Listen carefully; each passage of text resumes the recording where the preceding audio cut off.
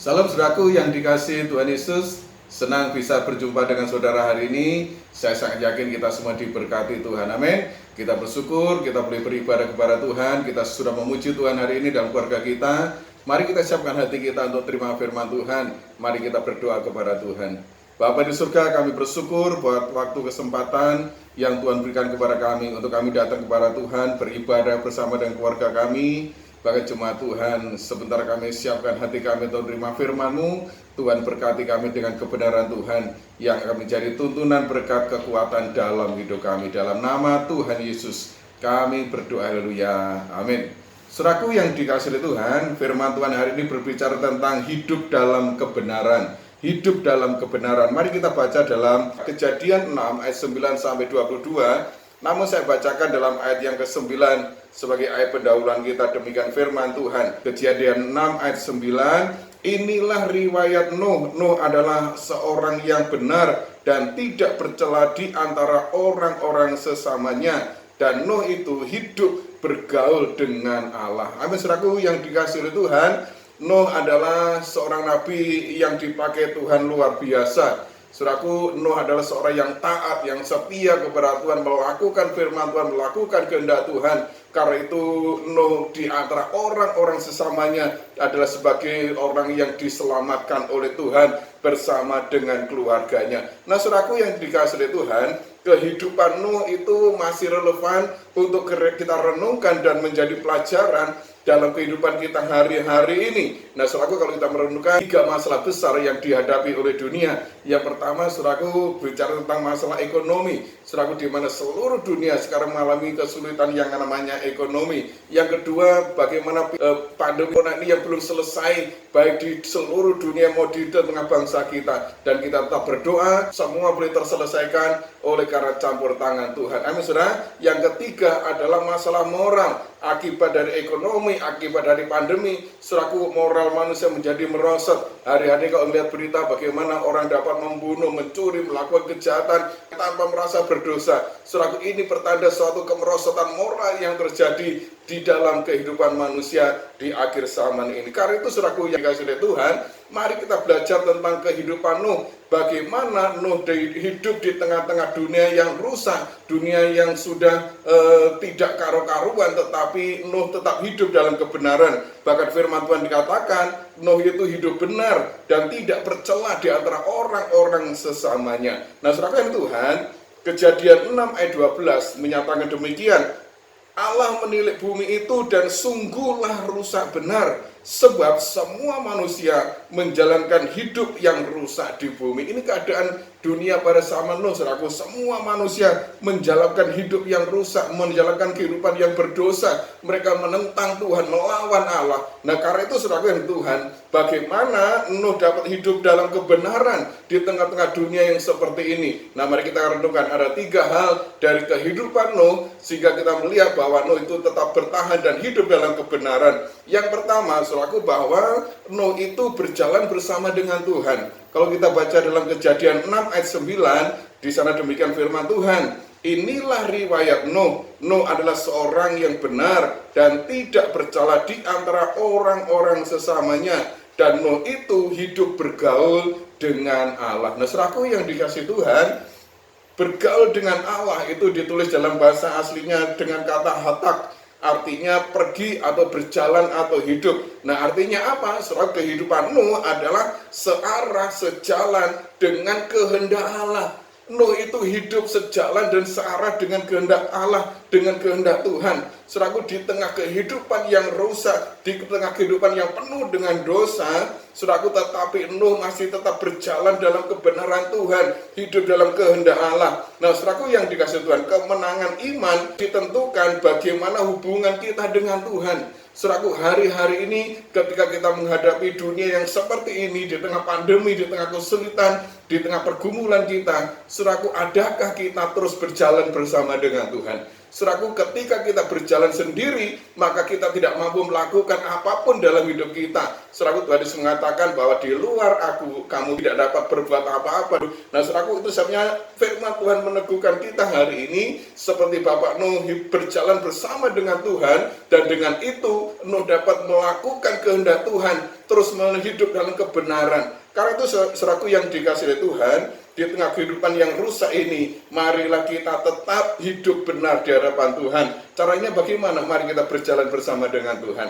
Saudaraku, kita undang Tuhan hadir dalam hidup kita, Tuhan yang menuntun langkah hidup kita, supaya setiap pengaruh apapun yang akan membawa kita kepada dosa, kita bisa tolak itu dengan kuasa Tuhan. Kenapa? Karena Tuhan yang menuntun langkah hidup kita, Tuhan yang menyertai kita. Amin, saudaraku, terus tersertakan Tuhan, dan jangan pernah kita melangkah tanpa penyertaan Tuhan. Kenapa, saudara? Karena tanpa Tuhan kita tidak mampu melakukan apapun dalam kehidupan kita. Nah, saudaraku, yang kedua, bagaimana supaya Nuh tetap berjalan dalam kebenaran? Bagaimana Nuh bisa terus hidup dalam kebenaran? Karena Nuh itu percaya janji Tuhan. Kejadian 6:18, demikian saya bacakan. Tetapi dengan engkau, aku akan mengadakan perjanjianku, dan engkau akan masuk ke dalam bahtera itu. Engkau bersama-sama dengan anak-anakmu, dan istrimu, dan istri anak-anakmu. Amin, saudara Tuhan. Perjanjian itu ditulis dalam bahasa aslinya adalah dengan kata berit. Saudaraku, artinya apa? Menetapkan,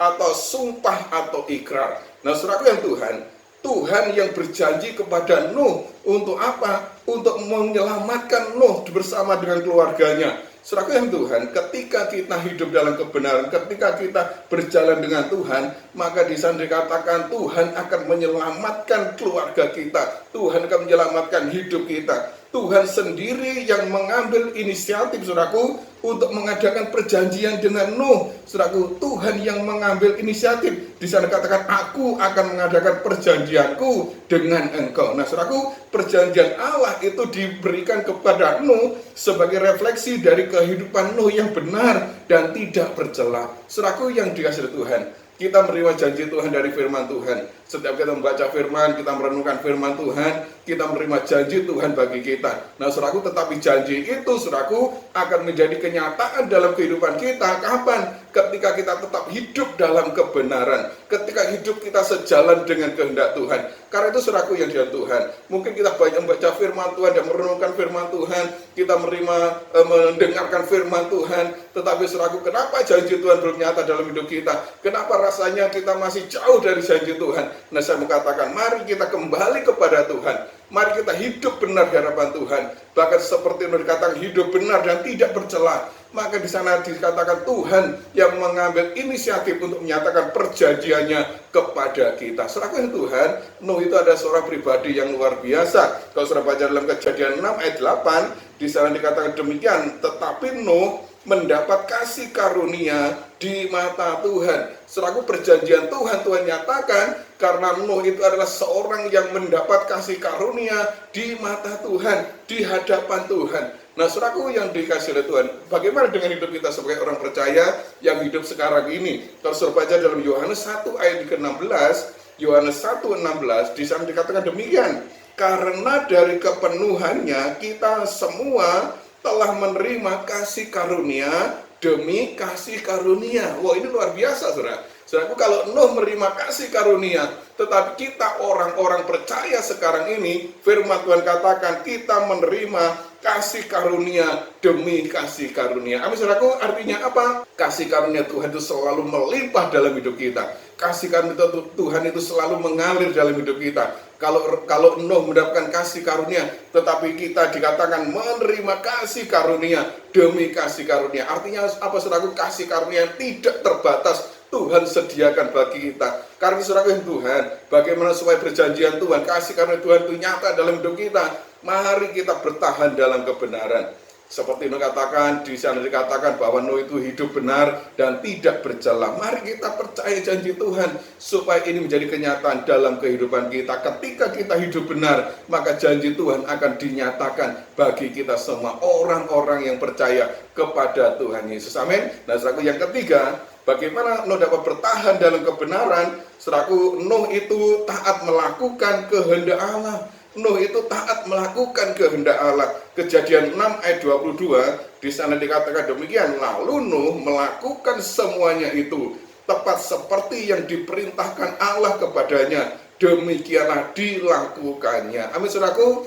Ketika kita menerima perintah Tuhan dalam hidup kita, ketika kita menerima firman Tuhan dalam hidup kita, saudaraku, apakah kita melakukan firman itu dalam hidup kita? Saudaraku, firman yang diterima oleh Nuh, perintah Tuhan yang diterima oleh Nuh itu sungguh firman yang tidak masuk di akal. Kenapa? Karena Tuhan perintahkan Nuh untuk membuat bahtera di atas gunung. Saudaraku, membuat bahtera di atas gunung itu sesuatu yang mustahil. Ini adalah sesuatu yang tidak masuk di akal. Tetapi karena perintah Tuhan, maka Nuh melakukan itu dengan setia. Nuh menyelesaikan pekerjaan itu. Bahkan dikatakan demikianlah dilakukannya, seperti yang diperintahkan kepadanya, demikian dibuat oleh Nuh, demikian dilakukan oleh Nuh. Nah, saudaraku yang dikasihi oleh Tuhan, melakukan kehendak Allah, melakukan firman Tuhan itu bukan tanpa risiko. Apalagi jika bertentangan dengan situasi dan kondisi dalam hidup kita. Saudaraku, kita tentu mengatakan, wah ini tidak cocok dengan kondisi saya, ini tidak cocok dengan situasi saya. Saudaraku, ketika kita menerima firman Tuhan dalam hidup kita, apakah kita mau melakukan firman itu dengan taat dan setia? Saudaraku, jangan kita menunda-nunda ketika kita menerima firman itu. Mari kita lakukan dalam hidup kita. Saudaraku, tetapi bagi orang yang setia, firman Tuhan katakan, dan bertahan, maka di sana kita katakan akan mendapat upah yang besar. Saudaraku, di antara orang-orang sesamanya dari seluruh muka bumi, hanya Nuh dan keluarganya yang selamat karena naik di bahtera, karena masuk di bahtera yang Tuhan suruh buat itu. Karena itu, saudaraku yang dikasihi Tuhan, mari kita belajar taat kepada Tuhan. Sekalipun firman itu tidak masuk akal dalam hidup kita, sekalipun firman itu tidak cocok dengan situasi kondisi hidup kita, sekalipun firman itu mustahil, tetapi ketika kita mau setia, kita mau melakukannya, maka di sana katakan firman Tuhan itu akan nyata bagi kita. Janji Tuhan itu akan nyata bagi kehidupan kita. Amin, saudara. Karena itu mari kita mempelajari firman Tuhan hari ini, kita menerima firman Tuhan hari ini, dan kita belajar seperti Bapak Nuh. Bagaimana kita bertahan dalam kebenaran, hidup dalam kebenaran. Di sana katakan, mari kita terus berjalan bersama dengan Tuhan. Jangan lewatkan hari-hari kita tanpa Tuhan. Terus kita minta penyertaan Tuhan. Bahkan di sana mari kita percayakan janji Tuhan. Selaku karena kekuatan yang Tuhan berikan dalam hidup kita untuk kita melakukan firman-Nya. Kita menerima janji Tuhan dan kita mengamini janji Tuhan, maka janji Tuhan akan menjadi nyata dalam hidup kita. Maka di sana dikatakan yang ketiga, mari kita taat, lakukan kehendak Allah. Sekalipun firman sulit, tidak masuk akal dalam hidup kita, tidak sesuai dengan kondisi hidup kita, tapi mari kita taat dan setia kepada Tuhan. Maka firman Tuhan, janji Tuhan itu akan menjadi kenyataan dalam kehidupan kita. Amin, saudaraku. Bertahan hidup dalam kebenaran itu tidak mudah, karena itu banyak orang yang menyerah. Tetapi kita sebagai orang-orang percaya yang hidup di akhir zaman, mari kita semakin giat melakukan firman Tuhan, giat taat kepada Tuhan, karena keselamatan itu sudah semakin dekat daripada kita ketika kita percaya kepada Tuhan. Percayalah akan setiap janji Tuhan. Tuhan Allah pasti menggenapi janjinya dalam hidup kita. Lakukan kehendak Allah, sekalipun itu tidak masuk akal dalam hidup kita. Karena apa, saudaraku? Tuhan itu selalu menggenapi firman-Nya dalam kehidupan kita. Saudaraku, saya berdoa kita bisa melakukan firman Tuhan ini, dan kita akan menerima setiap kebaikan Tuhan, janji Tuhan dinyatakan dalam kehidupan kita. Amin. Tuhan memberkati kita. Mari kita berdoa. Bapa di surga, kami bersyukur kepada Tuhan. Engkau sudah memberikan waktu kesempatan kami untuk beribadah kepada Tuhan. Bahkan kami telah mendengar kebenaran firman-Mu. Dari firman yang sudah kami dengar hari ini, ajar kami untuk kami terus berjalan bersama dengan Tuhan. Ajar kami terus senantiasa percaya akan setiap janji Tuhan. Bahkan ajar kami senantiasa untuk melakukan kehendak Tuhan. Sekalipun firman itu sulit bagi kami, tidak masuk di akal, bahkan tidak sesuai dengan situasi dan kondisi kami. Tetapi ketika Tuhan berfirman, ajar kami untuk setia dan taat melakukannya, maka di sana kami percaya janji Tuhan akan nyata dalam setiap kehidupan kami. Terima kasih Bapak, bahwa kami untuk hidup dalam kebenaran Tuhan di tengah dunia yang rusak ini, tengah dunia yang sulit dengan penuh tantangan ini. Biar kami terus mengandalkan Tuhan. Kami hidup benar, kami hidup tidak bercela, di antara orang-orang yang ada di sekeliling kami. Roh Kudus, berikan kemampuan kepada kami. Terima kasih Bapa. Roh Kudus, menterkan firman-Mu menjadi tuntunan berkat kekuatan dalam hidup kami. Terima kasih Bapa, berkati keluarga kami jemaat Tuhan yang sudah beribadah hari ini. Hamba berdoa bagi setiap jemaat Tuhan dalam segala pergumulan mereka. Biarlah Tuhan Kau tolong dalam segala kebutuhan mereka, Tuhan cukupkan. Bahkan mereka mengalami sakit, penyakit, kelemahan tubuh, angkat cabut semua dalam nama Tuhan Yesus. Tuhan jamah dengan kuasa darah Tuhan sembuhkan, Tuhan pulihkan. Terima kasih Bapak, terima kasih. Hamba memberkati setiap persembahan jemaat Tuhan yang diberikan dengan hati rela dan sukacita. Kembalikanlah berlipat kali ganda seperti janji Tuhan. Terima kasih Bapak, bahkan di tengah-tengah pandemi virus corona ini kami mohonkan perlindungan Tuhan. Setiap keluarga kami, jemaat Tuhan, setiap pribadi kami, bahkan pekerjaan kami, harta milik kami, tutup bungkus dengan kuasa darah Tuhan. Jauhkan dari kuasa-kuasa roh jahat, iblis, pengaruh-pengaruh jahat, bahkan segala mara bahaya, sakit, penyakit, virus corona, kelemahan tubuh apapun mengganggu, tolak semua dalam nama Tuhan Yesus. Tutup bungkus kami kuasa darah Tuhan, bentengi dengan benteng perapi yang dari Engkau, malaikat berjaga-jaga mengelilingi kami. Kami boleh senantiasa aman dalam perlindungan Tuhan. Terima kasih Bapak, terima kasih.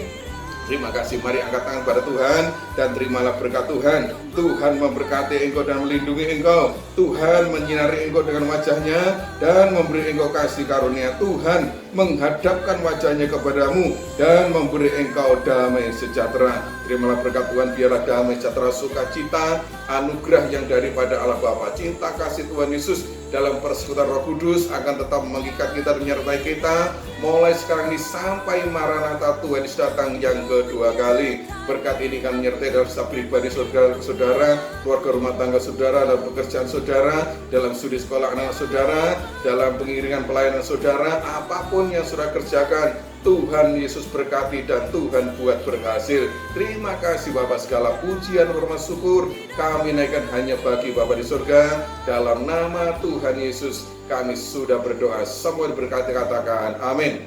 Salam, selamat beraktivitas dan Tuhan memberkati kita.